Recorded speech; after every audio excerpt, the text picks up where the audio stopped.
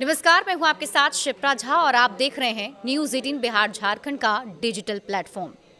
देखिए, पहलगाम हमले के बाद भारत ने पाकिस्तान को सबक सिखाने के लिए 5 बड़े फैसले लिए। ये तो आपको पता है।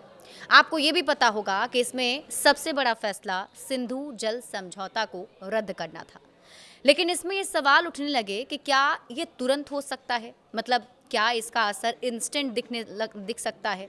इसको लेकर पाकिस्तान में लोगों ने रील बनाने भी शुरू कर दिए थे। एक तरह से भारत पर तंज कसा जा रहा था। कुछ लोगों ने कहा कि सरकार ने बस दिखावे के लिए ये कर दिया है, पानी भारत रोक ही नहीं सकता। तो जाहिर सी बात है कि आपके मन में कई सवाल उठ रहे होंगे कि आखिर सच्चाई क्या है, आखिर पूरा मामला क्या है। क्या हम सिंधु जल समझौता रद्द कर पाकिस्तान को तुरंत सबक सिखा सकते हैं?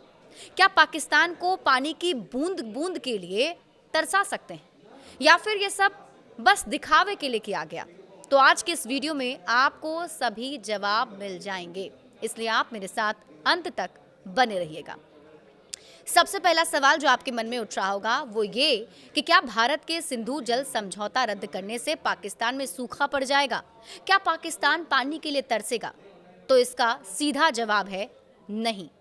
फिलहाल भारत पाकिस्तान में पानी बहने से नहीं रोक सकता है।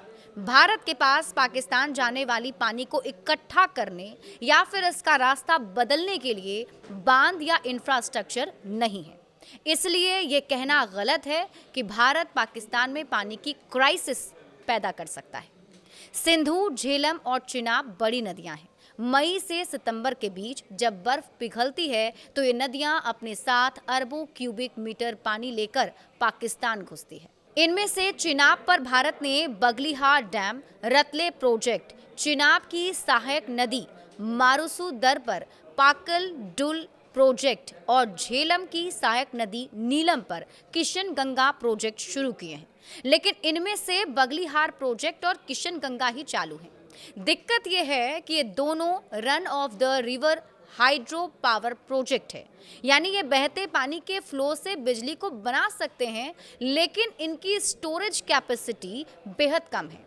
इसलिए ये पाकिस्तान जाने वाले पानी को बड़े पैमाने पर स्टोर नहीं कर सकते। मान लीजिए भारत सभी बांधों के जरिए इस पानी को रोकने की कोशिश करे भी, तो इसके ऊपरी इलाकों यानी कि भारत के पंजाब और जम्मू कश्मीर में बाढ़ जैसे हालात बन सकते हैं। तो फिर सवाल है कि अगर फिलहाल भारत पाकिस्तान जाने वाले पानी को रोक नहीं सकता तो भारत का मकसद क्या है?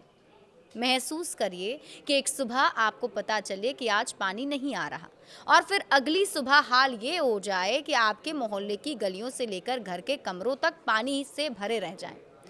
किस दिन क्या होगा आपको पहले से खबर ना मिले।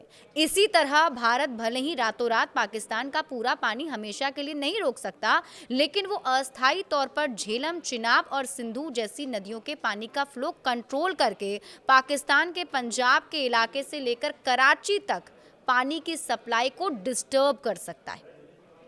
एक्सपर्ट बताते हैं कि भारत के पास अब पानी का फ्लो डिस्टर्ब करके और उससे जुड़ी जानकारी रोककर पाकिस्तान में पानी की कमी या छोटी बाढ़ लाने की क्षमता है। पानी अचानक छोड़ा गया या रोका गया तो पाकिस्तान में समस्या होगी। इसका ताजा उदाहरण 26 अप्रैल का है।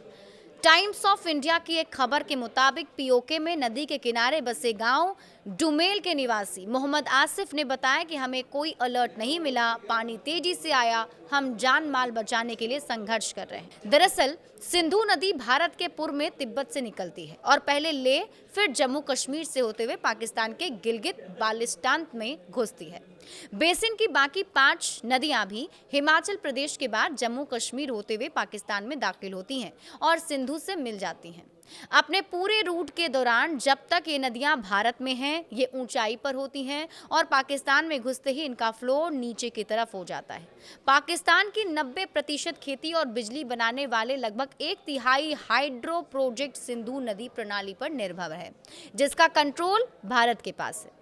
ऐसे में पश्चिमी नदियों के पानी का फ्लो भारत के लिए एक हथियार के तौर पर काम कर रहा है। इस भौगोलिक स्थिति की वजह से पाकिस्तान फंस चुका है।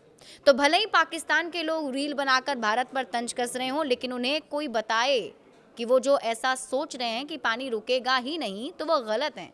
क्योंकि आप इसका अंदाज़ा इस बात से लगा सकते हैं कि पाकिस्तान समझ रहा है कि भारत कि ये वाटर स्ट्राइक उसे कितनी महंगी पड़ सकती है, तभी तो पाकिस्तान पानी रोकने पर खून बहाने की बात कर रहा है।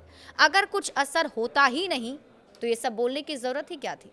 मतलब अगर आपको पता है कि इस फैसले का कोई असर आप पर नहीं होगा तो इस पर ध्यान ही नहीं दिया जाता। अगर आप खून बहाने तक की बात करें तो इसका मतलब ये है कि डर तो बना है कि पाकिस्तान को पानी के लिए तरसना पड़ेगा। तभी तो पाकिस्तान चीन से भी भारत का पानी रोकने की गुहार लगा रहा है। खैर, अब आप समझिए सिंधु जल समझौता रोकने के बाद भारत का 3 स्टेप में लंबा खेल क्या है। तो केंद्रीय जल मंत्री CR पाटिल ने कहा कि एक रोड मैप तैयार किया गया है। सरकार शॉर्ट टर्म, मिड टर्म और लॉन्ग टर्म के लिए कुल 3 प्लान पर काम कर रही है ताकि पानी की एक बूंद भी पाकिस्तान ना जाए। हालांकि उन्होंने और ज्यादा डिटेल इस पर शेयर नहीं की है। अब आप समझिए कि 3 स्टेप क्या क्या हैं। पहला स्टेप, नई सिंधु जल संधि की जमीन तैयार करना। सिंधु जल समझौता भारत के लिए फायदे का सौदा कभी नहीं रहा। 1960 में वर्ल्ड बैंक की मध्यस्थता में यह संधि हुई थी। तब भारत चाहता था कि पाकिस्तान की तरफ से हमले होने बंद हो जाएं, लेकिन ऐसा हुआ नहीं। संधि के नियमों के मुताबिक भारत पानी के इस्तेमाल में कोई बदलाव बिना पाकिस्तान की मर्जी से नहीं कर सकता। 2024 में भारत ने संधि में बदलाव की मांग करते हुए पाकिस्तान को एक नोटिस भी भेजा था, लेकिन पाकिस्तान ने इसमें गौर नहीं किया। एक्सपर्ट के मुताबिक असल में ये ट्रीटी कई सालों से सस्पेंड ही है। अब इसे औपचारिक रूप से रोका गया है। भारत अपने फायदे का सौदा करने के लिए अब पाकिस्तान को बातचीत के लिए मजबूर कर सकता है। भारत सालों से नई सिंधु संधि चाहता है। इससे जलवायु परिवर्तन, पानी की मात्रा जैसे मुद्दों पर भारत अपने हित पर जोर दे सकेगा। स्टेप नंबर 2, अपने हिस्से के पानी की हर बूंद का इस्तेमाल करना। संधि के तहत भारत केवल पूर्वी नदियों का पानी इस्तेमाल कर सकता है। इन नदियों के 3.3 करोड़ एकड़ फीट पानी में से करीब 94% पानी का इस्तेमाल भारत करता है। इसके लिए भारत ने पूर्वी नदियों यानी सतलुज पर भाखड़ा नागल बांध, ब्यास पर पोंग बांध, रावी पर रंजीत सागर बांध और हरिके बैराज, इंदिरा नहर जैसे प्रोजेक्ट बनाए हुए हैं। बाकी करीब 6% पानी बिना इस्तेमाल हुए पाकिस्तान चला जाता है। बचे हुए पानी के इस्तेमाल के लिए भारत रावी नदी पर शाहपुर कांडी प्रोजेक्ट, सतलुज ब्यास नहर लिंक प्रोजेक्ट और रावी की सहायक नदी पर उज्ज डैम बना रहा है। इन पर पाकिस्तान लगातार आपत्ति जताता आया है। 2019 में उरी आतंकी हमले के बाद भारत ने कहा था कि वो इन नदियों का बहाव मोड़कर 100% पानी अपने यहाँ इस्तेमाल करेगा। स्टेप नंबर 3, पाकिस्तान जाने वाले पूरे पानी को भारत की तरफ मोड़ना। ये लॉन्ग टर्म प्रोजेक्ट है जो सालों चलेगा। मंत्री पाटिल के मुताबिक सबसे पहले नदियों से गाद निकालने का काम किया जाएगा। इससे पानी को रोकना और उसका रुख बदलना आसान होगा। नदियों पर बांध और बाकी इंफ्रास्ट्रक्चर प्रोजेक्ट्स बनाए जाएंगे। जो हाइड्रो इलेक्ट्रिक प्रोजेक्ट्स तैयार किए जा रहे हैं उनमें तेजी लाई जाएगी। पानी को स्टोर करने के लिए जलाशय बनाकर नदियों की दिशा बदलने पर काम शुरू किया जाएगा। तो कुल मिलाकर कहा जाए, अभी पाकिस्तान को फौरी तौर पर थोड़ा नुकसान और बाद में सूखे की मार झेलनी पड़ सकती है। बड़े अपडेट्स के लिए आप जुड़े रहिए न्यूज़ 18 बिहार झारखंड के साथ।